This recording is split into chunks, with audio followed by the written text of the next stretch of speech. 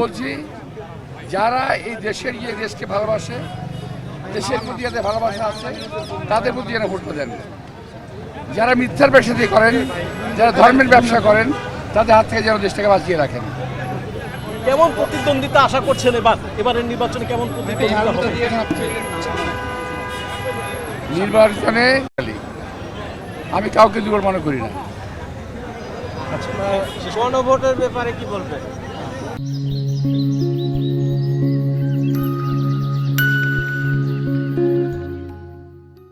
গণভোটের যার যার ইচ্ছা করে ভোট দেবে।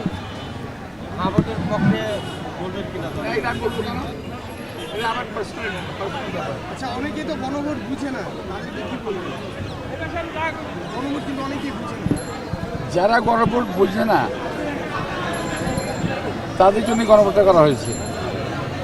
না, আমরা কিন্তু আমরা মানে ভোটারদের সাথে কথা বলছি, তারা বারবারই গণভোট নিয়ে, তারা নির্বাচন নিয়ে কথা বলছে, যে নির্বাচন হবে, নির্বাচন নিয়ে কথা বলছে।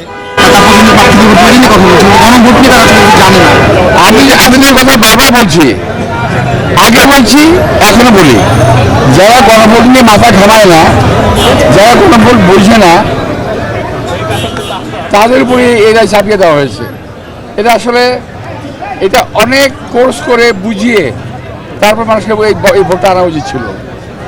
এত হারি করার কোনো প্রয়োজন ছিল না। নির্বাচনের সময় সব জায়গা থেকে লেভেল প্লেইং ফিল্ডের একটা অভিযোগ বা অনুযোগ শুনছি। আপনার ঢাকা আপনার কি অবজারভেশন বলবেন? বা কোনো অভিযোগ আছে কিনা?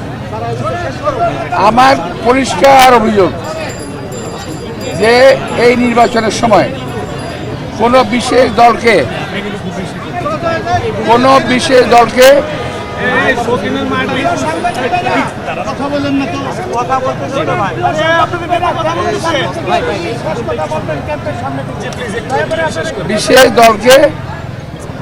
বিশেষ কিছু লোককে পাশ করে দেওয়ার চেষ্টা করা হচ্ছে এবং হবে।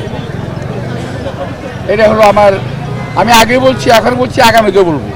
এই জায়গাতে আসলে বিএনপি এবং আপনাদের ভূমিকাটা কেমন থাকবে? আপনারা আসলে আমরা তো অবশ্যই প্রতিনিধি ভূমিকা পালন করবো।